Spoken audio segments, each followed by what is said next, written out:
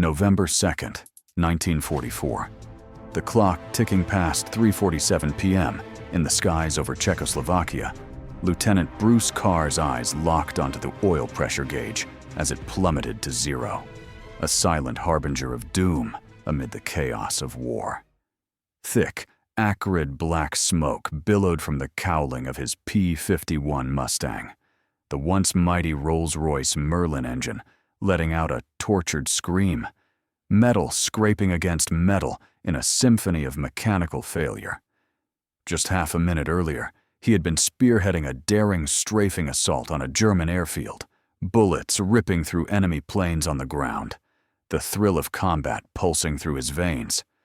But now, in an instant, he transformed from hunter to hunted, his aircraft crippled by a deadly flak burst, an 88mm shell fragment that had ruthlessly pierced the engine compartment and sliced clean through the oil line. Without that vital lubrication, the Merlin was doomed to seize up in roughly 90 seconds, turning the propeller into a useless, heavy drag and reducing the sleek P-51 to a cumbersome glider that handled like a falling stone. Carr's mind raced through his limited options. Bailing out was the only viable path to potential survival. With steady hands, he yanked back the canopy, inverted the faltering Mustang in a practiced roll, and plummeted into the biting cold of the Czechoslovakian sky at 8,000 feet. The rush of wind whipping around him as his silk parachute blossomed open like a life-saving flower. Below, the landscape unfolded in hostile expanse, enemy territory as far as the eye could see, stretching ominously to every horizon.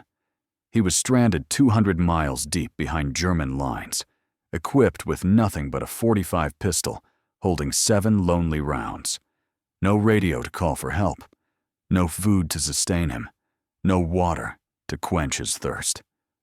November's chill gripped Central Europe, with nighttime temperatures plunging below freezing, turning the wilderness into a frozen trap. The odds of survival were grim, statistics painting a bleak picture. American pilots downed over occupied lands had only a 23% chance of evading capture and making it back to Allied forces. The remaining 77% either languished in POW camps like Stalag Luft 3 or met their end in forgotten, unmarked graves scattered across the war-torn continent. Yet, Bruce Carr was no ordinary pilot. He was destined to defy every statistic, every expectation, emerging as the outlier who not only escaped, but did so in spectacular fashion.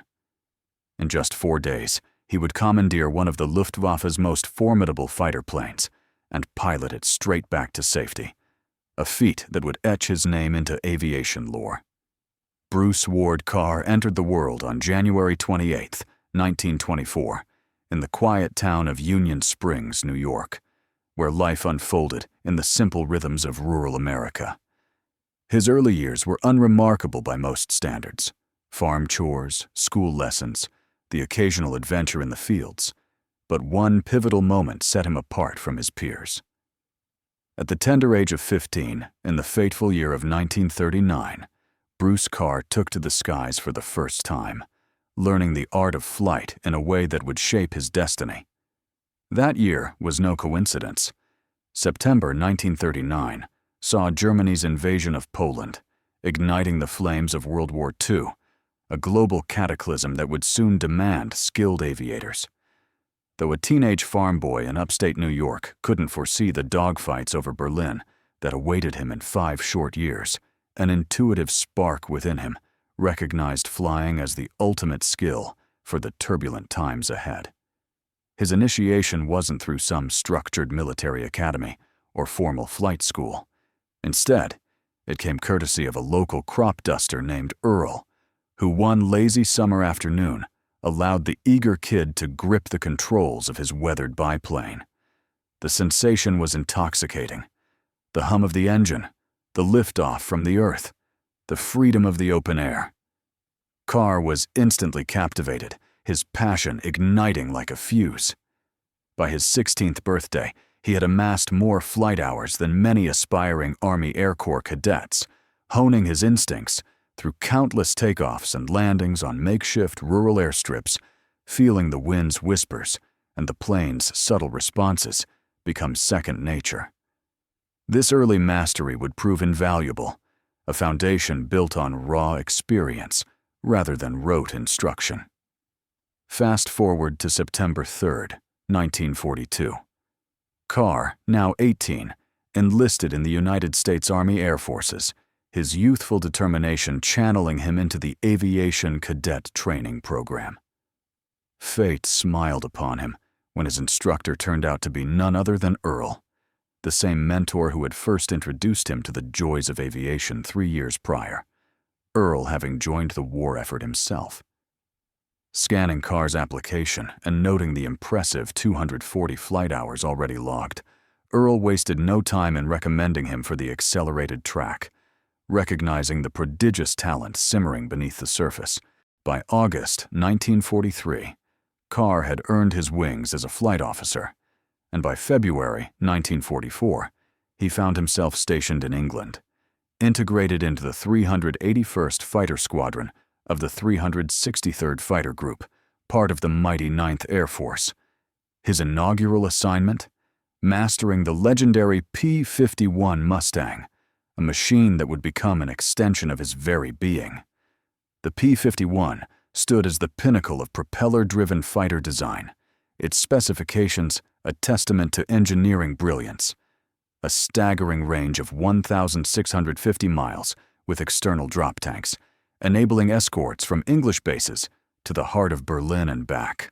A blistering top speed of 437 miles per hour at 25,000 feet. A service ceiling soaring to 41,900 feet. And an arsenal of 6.50 caliber M2 Browning machine guns, packing 1,880 rounds, capable of eviscerating a German bomber in a mere 2-second barrage. Prior to the Mustang's widespread deployment, American daylight bombing campaigns endured harrowing losses, the 8th Air Force once sacrificing 60 bombers in a single raid over Schweinfurt in October 1943. Their B-17 and B-24s, defenseless against swarming Luftwaffe interceptors without long-range fighter protection. The P-51 revolutionized the aerial war, providing unwavering escort to bombers throughout their missions, decimating the German pilot corps at an unsustainable rate. Luftwaffe aces dubbed them the long-nosed bastards, a grudging acknowledgement of their dominance as experienced German flyers fell from the skies faster than replacements could be trained. For Carr, the Mustang was love at first flight, the cockpit enveloping him like a custom-fitted suit, controls crisp and intuitive, visibility unparalleled, and the raw power surging through the airframe an exhilarating rush. He christened his steed Angel's Playmate, a name that evoked both whimsy and defiance, unaware that in 8 months' time he would trade it for a cockpit adorned with enemy insignias and German script. On March 8, 1944, Flight Officer Carr notched his first taste of combat glory, spotting a elusive Messerschmitt Bf 109 over German soil and plunging into pursuit. The enemy pilot, sensing danger, dove desperately toward the deck, skimming perilously above the treetops in a bid for escape. Undeterred, Carr mirrored the maneuver, the chase spanning 40 grueling miles, at speeds topping 400 miles per hour, both planes dancing a deadly ballet just inches from the forest canopy. Carr squeezed the trigger, his rounds whistling past. He adjusted and fired again, a single bullet nicking the 109's left wing. Panic seized the German, who yanked his aircraft upward and ejected, but at such low altitude, his parachute barely unfurled, slamming him into the ground at 60 miles per hour, while his fighter crumpled into a hillside in a fiery wreck. Triumphant, Carr wheeled back to base, anticipating accolades from his comrades. Instead, he faced a stern dressing down from his commanding officer. "Carr, That was the most recklessly aggressive flying I've ever seen. You nearly got yourself killed chasing that Jerry through the trees. You're being transferred, and the kill doesn't count." The rationale was technical. Carr hadn't directly downed the plane. The pilot's fatal error had sealed his own doom. This incident revealed Carr's unique mindset. Where others perceived foolhardy risk, he saw calculated opportunity. Where boundaries loomed for most, they were mere invitations to push further for him. By May 1944, Carr had transitioned to the elite 353rd Fighter Squadron within the 354th Fighter Group, known as the Pioneer Mustang Group, the trailblazers who first wielded P-51s in European combat. Surrounded by the cream of Mustang pilots, Carr thrived, his skills sharpening amid the best. On June 17, 1944, merely 11 days post-D-Day, he claimed his inaugural official victory, sharing credit for an FW-190 felled over the battle-scarred beaches of Normandy, the thunder of invasion still echoing below. 2 months on, he ascended to second lieutenant, his star rising swiftly. September 12, 1944, brought another triumph. Carr's flight ravaged a German airfield, incinerating several Junkers, Ju-88 bombers on the tarmac. En route home, they stumbled upon 30 FW-190 cruising 2,000 feet beneath them. Without a moment's pause, Carr dove into the fray, and in the ensuing 3-minute maelstrom, he dispatched 3 German fighters with precision bursts. When his wingman sustained damage, Carr selflessly shepherded him back to safe territory, prioritizing camaraderie over additional scalps, a gallant act that earned him the Silver Star, the military's second highest valor award. October 29, 1944, saw Carr down 2 more Bf-10-9s over Germany, pushing his tally to 7.5 confirmed kills, officially anointing him an ace. But fortune's wheel turned abruptly 4 days later. November 2, 1944. Carr's parachute descent culminated in a jarring impact on the frozen Czechoslovakian soil, his ankle twisting viciously, not fractured, but swollen and throbbing with pain that shot up his leg like fire. Swiftly, he bundled the silk canopy and concealed it beneath a layer of fallen leaves, knowing German patrols would soon comb the area for signs of the downed American.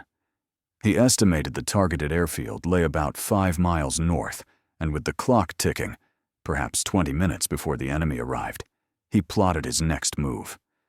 Conventional wisdom dictated fleeing south or west toward Allied lines, but Carr's instincts screamed for the unexpected. He veered north, straight toward the lion's den. The strategy was brilliantly counterintuitive. Search parties would fan out assuming evasion away from their base, never suspecting an approach closer to their stronghold. Survival demanded resources, food, water, perhaps a better weapon. And the airfield promised all that in abundance, a risky gamble, but one aligned with his bold nature. Day 1 unfolded in stealthy traversal through dense forests, Carr adhering to shadows, avoiding roads, moving primarily under cover of night. His flight suit offered scant protection against the encroaching cold, each step aggravating his injured ankle, a constant reminder of vulnerability. Hunger gnawed at him, having fasted for 18 hours, his body demanding fuel amid the exertion. Day 2 brought a glimmer of relief, a babbling stream where he knelt to drink, the icy water shocking his system, but quenching his thirst, numbing his throat in the process. Danger lurked nearby. A German patrol materialized 200 yards distant, forcing him to flatten himself in a muddy ditch for 2 agonizing hours, heart pounding as their boots crunched past, oblivious to his presence. Day 3 intensified the ordeal.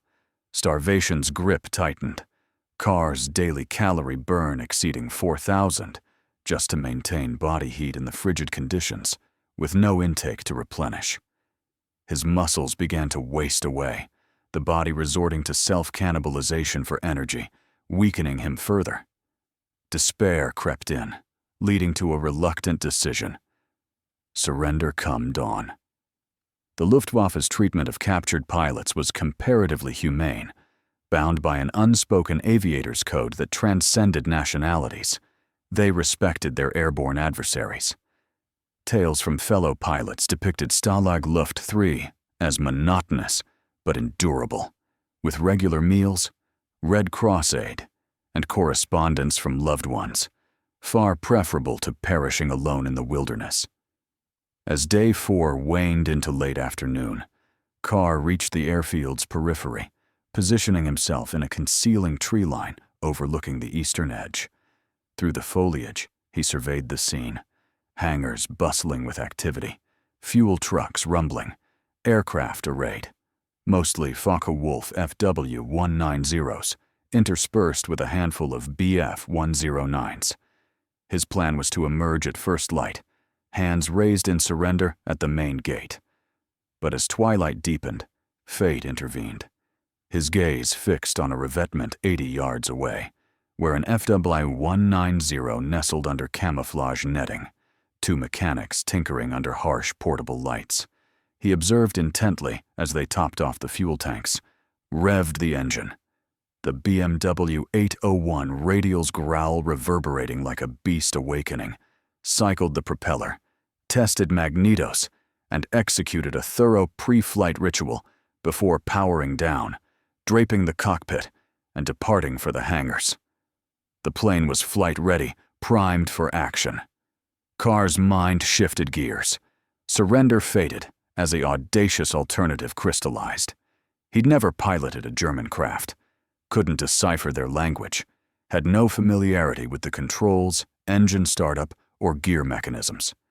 Yet, with over 500 combat hours under his belt, he trusted his innate flying prowess.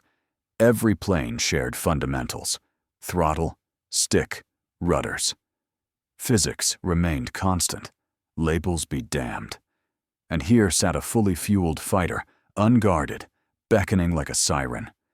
The original plan dissolved. A new one ignited. He bided his time until 3 a.m. The airfield hushed. Only a minimal night watch in place. No stirrings near the revetment. Seizing the moment, Carr dashed across 80 yards of exposed terrain, crouched low, his ankle protesting vehemently with each stride. The Fw 190 loomed larger than anticipated. 34-foot wingspan, 29-foot length, 7,000-pound empty weight, a full ton heftier than his beloved P-51. The cockpit perched high, shielded by thick 30mm armored glass, the massive BMW 801 radial dominating the nose, a 14-cylinder air-cooled powerhouse churning out 1,700 horsepower. This was Germany's elite fighter, the Focke-Wulf Fw 190, dubbed the Butcher Bird by its pilots and Trouble by allies, its 1941 debut outmatching the Spitfire so decisively that Britain scrambled to counter it. Likely an A8 model, prevalent in late 1944, it boasted 2 13mm MG 131 machine guns in the cowling and 4 20mm EMG 151 cannons in the wings, topping out at 408 miles per hour with a 500-mile range, a lethal instrument for any seasoned flyer. Below, 40mm Bofors crews loaded, poised to erase the intruder. Resigned, Carr opted for belly landing, selecting grassy strip beside runway, deploying flaps, one system he'd mastered, throttling back. The Fw 190 kissed Earth at 90 miles per hour, skidding 300 yards in a mud-spraying halt. Alive, but encircled by MPs, rifles at ready, demanding surrender. Canopy back, Carr emerged.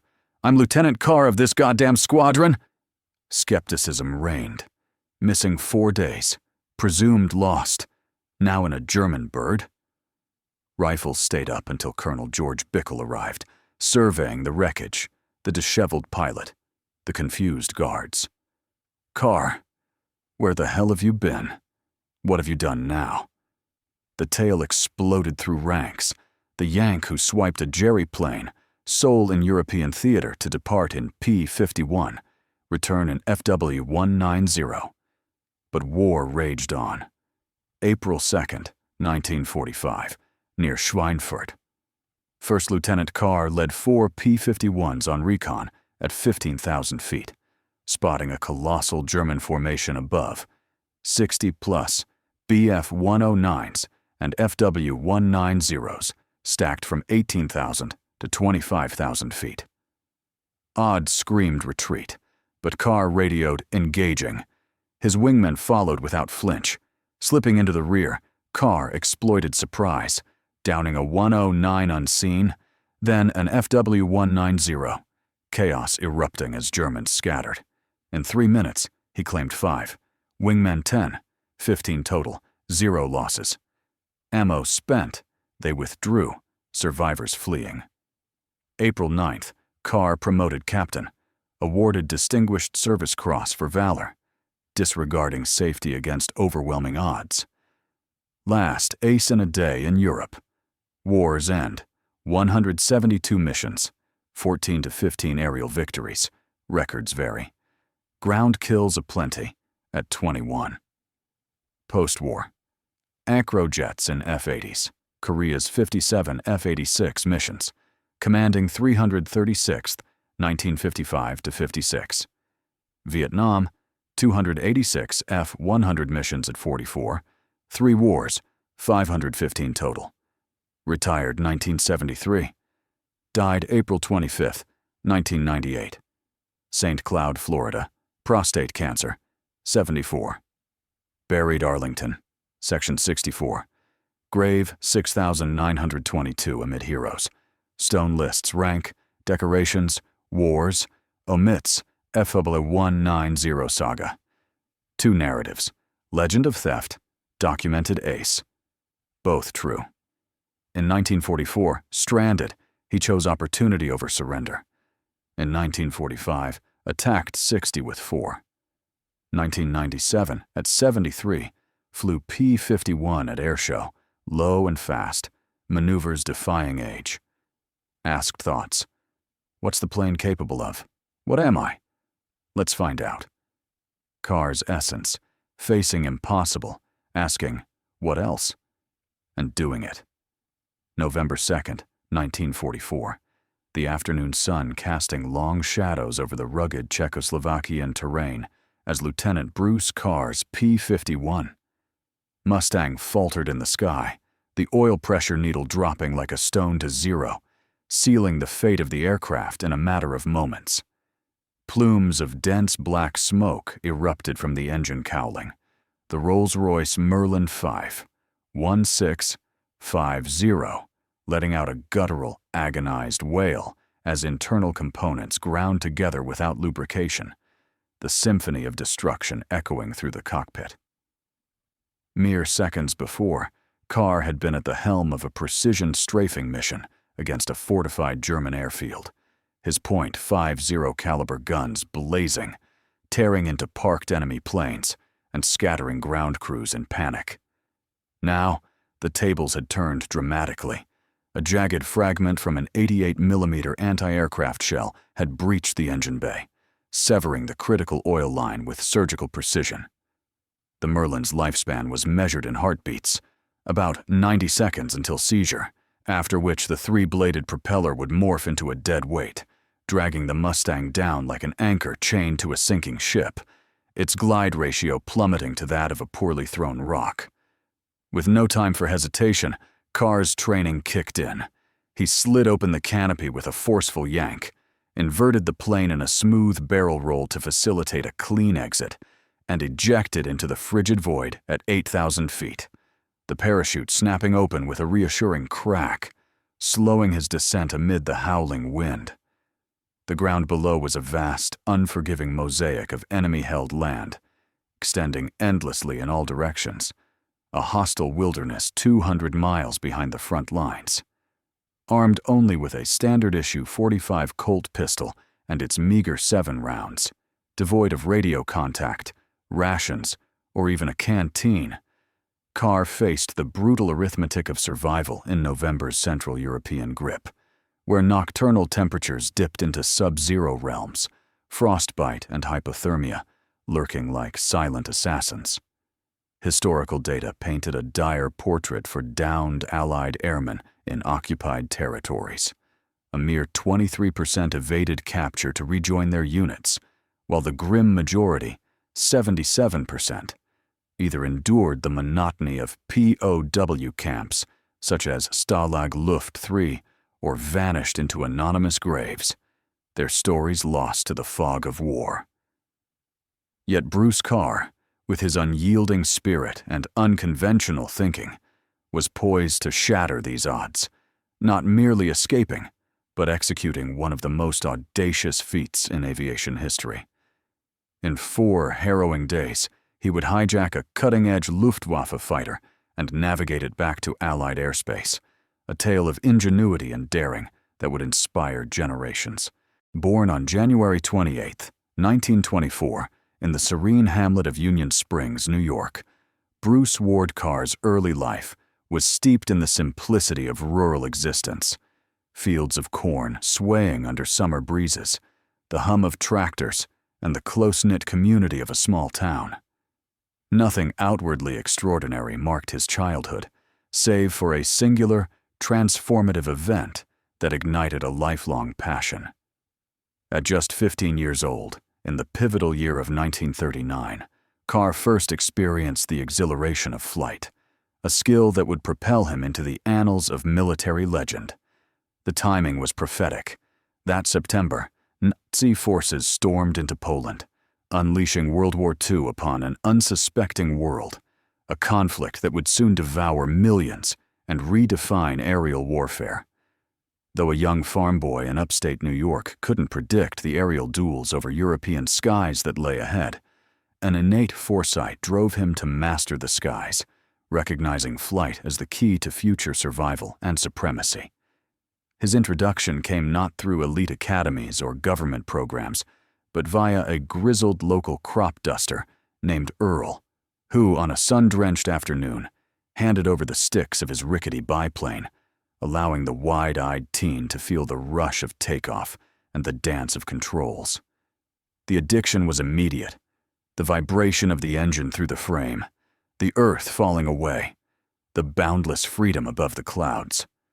By age 16, Carr had accumulated flight hours rivaling those of seasoned cadets, practicing loops, stalls, and precision landings on dusty strips, his natural aptitude turning hobby into expertise, each hour in the air forging nerves of steel and an intuitive bond with aircraft. On September 3, 1942, at 18, Carr enlisted in the U.S. Army Air Forces, channeling his skills into the Aviation Cadet Training Program, where destiny reunited him with Earl, now an instructor in uniform. Spotting the 240 logged hours on Carr's dossier, Earl advocated for the fast-track curriculum, accelerating his protégé's path to the cockpit. By August 1943, he was commissioned a flight officer, and February 1944 saw him deployed to England with the 381st Fighter Squadron, 363rd Fighter Group, 9th Air Force, entrusted with the iconic P-51 Mustang, a marvel of wartime engineering. The Mustang's credentials were unmatched: extended range up to 1,650 miles with auxiliary tanks for deep penetration bomber escorts, blistering speed of 437 miles per hour at altitude, a ceiling breaching 41,900 feet, and devastating firepower from 6.50 caliber Brownings, capable of dismantling foes with 1,880 rounds in lethal bursts. Before Mustangs dominated, U.S. bombing fleets suffered devastating attrition. Recall the October 1943 Schweinfurt raid, where 60 heavies fell to unescorted skies, prey to relentless German interceptors. The P-51 flipped the script, shadowing bombers to targets and back, bleeding the Luftwaffe dry of veteran pilots, who grimly nicknamed them long-nosed bastards as their ranks thinned irreparably. Carr bonded instantly with the plane, its ergonomics suiting him perfectly. The responsive handling, panoramic bubble canopy, surging thrust evoking pure joy. He dubbed his mount Angel's Playmate, a moniker blending playfulness with peril, little knowing he'd soon occupy a cockpit stamped with the enemy's eagle and swastika. March 8, 1944, marked Carr's baptism by fire. Engaging a Bf-109 over Germany, he pursued the evasive foe in a low-level chase spanning 40 miles at over 400 miles per hour, both skimming treetops in a high-speed ballet of death. His bursts missed initially, but a grazing hit on the wing induced panic. The German pulled up too sharply, bailed out at insufficient height, his chute failing as he impacted at 60 miles per hour, the 109 exploding against a hill. Back at base, instead of laurels, Carr faced rebuke. His CO deemed the pursuit overly aggressive, risking self-destruction in the foliage, ordering a transfer and nullifying the kill since the pilot's error, not bullets, caused the crash. This episode illuminated Carr's ethos, viewing peril as potential, limits as challenges to transcend. In May 1944, he joined the vaunted 353rd Fighter Squadron, 354th Fighter Group, the Pioneer Mustang Group, trailblazers in P-51 combat ops, where elite pilots honed his edge further. June 17, 1944, post-D-Day, he shared a FW-190 kill over Normandy's invasion beaches. Promoted to second lieutenant 2 months later, September 12th saw his flight demolish Ju-88s on a German field, then ambush 30 FW-190s below, Carr claiming 3 in a frantic melee before safeguarding his damaged wingman home, earning the Silver Star for valorous loyalty. October 29th added 2 Bf-10-9s, confirming ace status at 7.5 kills. But November 2nd brought downfall. Carr's chute landing jarred his ankle into a painful sprain, not snapped, but debilitating. He buried the silk swiftly, anticipating hounds on his trail within minutes. The airfield lay 5 miles north. Defying logic, he trekked toward it, betting Germans wouldn't search inward. Supplies beckoned. Sustenance, hydration, arms, essential for endurance. Day 1. Nocturnal forest slogs, flight suit thin against chill, ankle pulsing. Day 2. Stream water slaked thirst, icy and numbing, a patrol forced 2 hours immobile in mud. Day 3. Famine ravaged, 4,000 calories burned daily in cold, body devouring itself. Surrender loomed as mercy. The Luftwaffe's aviator code offered decency in captivity, tales of stalag meals and packages trumping forest demise. Day 4's dusk positioned him at the field's edge, eyes on revetments. An FW-190 under lights, mechanics fueling, testing the BMW roar, pre-flight complete before departure. Primed for flight, unguarded, the spark. Surrender scrapped, theft conceived. Though alien, universal flight principles applied. At 3 a.m., he crossed open ground, antical agony ignored, boarding the beast, larger, heavier than P-51, armored canopy high, radial engine dominant. Cockpit cramped, labels cryptic, but stick and throttle familiar.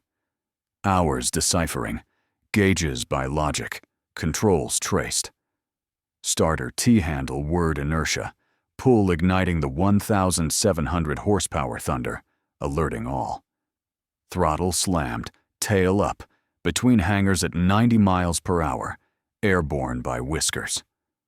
In stolen a 8-13mm guns, 20mm cannons, 408 miles per hour max, challenges mounted. Gear up, compass west, deck level to evade detection, 280 miles per hour, blurring trees. Fuel ample for 500 miles, 45 minutes to lines, dawn rising, terrain shifting. Allies fired on foe, tracers everywhere, no ID, markings damning. Dropped to 20 feet, dodging, hits absorbed. A 66 sighted, gear jammed, hydraulics mystery. Belly land on grass, 90-mile-per-hour skid, halt in mud. MPs surrounded, disbelieving his claim till Bickle confirmed. Carr, what now? Legend born. The P-51 out. Fw 190 back. War continued. April 2nd, 1945. 4 P-51s versus 60 Germans. Carr engaged, downing 5 in minutes. Wingman 10. 15 kills, no losses. DSC awarded, last ace in a day. 172 missions, 14 to 15 victories at 21. Post-war. Acro jets, F-80s, Korea 57 F-86s, Command 336th. Vietnam 286 F-100s. 515 missions, 3 wars. Retired 73, died 98, Arlington burial. Stories transcend stone. The theft, the odds defied. 1997. P-51 flight. Low, fast, ageless prowess. Essence, impossible as invitation.